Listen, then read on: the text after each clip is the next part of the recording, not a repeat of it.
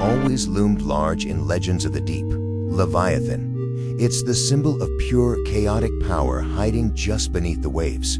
But what if it's not just a story? What if the ancient world is actually home to creatures so unbelievably huge, so genuinely terrifying, that they could spark a myth that lasts for millennia?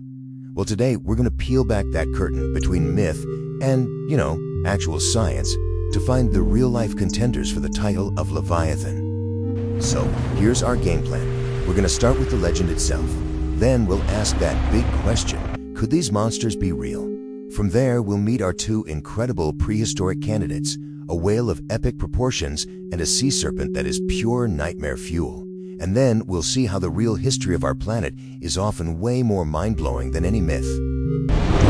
First things first, the Leviathan from the old stories isn't just a sea monster, it's the sea monster, right? It's this ancient, wild force of nature that's kind of haunted our collective imagination for centuries. Yeah, see? This is the image we're dealing with. It's not just about being big, it's about being primordial. A creature that basically represents the terrifying, raw power of the ocean itself. This description, that's our blueprint right there. And that leads us to the really big question: where did a story like this even come from? Were ancient people tapping into some kind of, deep, forgotten memory? Or did our planet once host creatures that actually fit this terrifying description? And here is where it gets really interesting. The myth kind of splits into two ideas, which, it turns out, gives us two very real candidates from the fossil record. On one hand, you've got this idea of a powerful, terrifying sea giant. Think a prehistoric killer whale on steroids. And on the other hand, you have the twisting, ancient sea serpent. So let's start with the whale. Honestly, its name tells you everything you need to know. Everybody, meet Livyatan, a creature so perfectly monstrous the scientists who found it named it directly after the biblical beast. I mean, how direct is that connection? It's not like they were being subtle. Scientists found the skull of this ancient sperm whale, took one look at its terrifying features, and just knew there was only one name that could possibly do it justice: Leviathan. So what made it so scary? Well, get a load of this. No, 12 inches. That was the length of a single tooth. To put that in perspective for you, we are talking about teeth as long as a dinner knife. These things weren't for filtering plankton. They were for hunting and killing other gigantic animals. But here's the thing, this monster didn't rule the seas alone. Oh no. To really get a sense of Livyatan's power, you have to know who it shared the ocean with. Another absolute legend, the largest shark of all time, the Megalodon.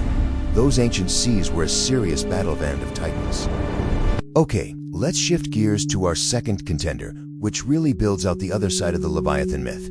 If Livyatan is the raw, brute force, then meet Paleophis, the perfect embodiment of the slithering, serpentine sea monster. And again, the name just says it all, doesn't it? Paleophis literally means ancient snake. This wasn't some kind of eel or a long lizard. No, this was a true snake that decided to live in the sea and just grew to absolutely nightmarish sizes. And just how nightmarish are we talking? Up to 30 feet long. Seriously, just try to picture that for a second. A real snake the length of a city bus, hunting in the same coastal waters you might swim in. If you saw even a glimpse of that thing, you would absolutely go home and tell stories about sea serpents. Now, this timeline is fascinating because it gives us some really crucial context. Paleophis the snake lived 50 million years ago. Leviathan the killer whale about 13 million years ago. Both of them were extinct for millions and millions of years before the first biblical texts were ever written. There's no way anyone could have actually seen them. So if the ancient writers couldn't have seen these creatures, does that just mean the myth was pure imagination? Well, not exactly. Because what they couldn't have possibly known is that the reality of that monstrous world, especially back in Livyathan's day, was defined by a conflict as epic as any legend you could write. This right here is the main event. It's a real-life story that could rival any myth, the showdown between the two biggest predators in the prehistoric ocean. This wasn't just a whale and a shark. This was a battle for absolute control of the seas. And this chart just breaks down this epic matchup perfectly.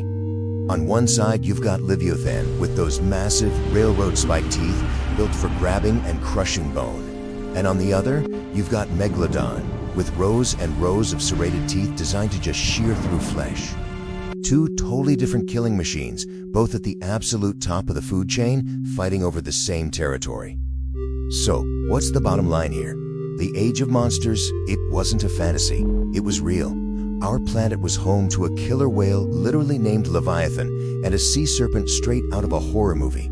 Sure, the ancient writers couldn't have known about these specific fossils, but their imaginations somehow tapped into a deeper truth. The ocean's real history is way stranger and more terrifying than any story we could invent. And that really just leaves us with one final thought, doesn't it? Livyatan and Paleophis are just two chapters in this enormous library of monsters buried right under our feet. It really makes you wonder, what other incredible real-life monsters are just waiting for us to find them? Like and subscribe to learn more about mysteries of the past. Share now.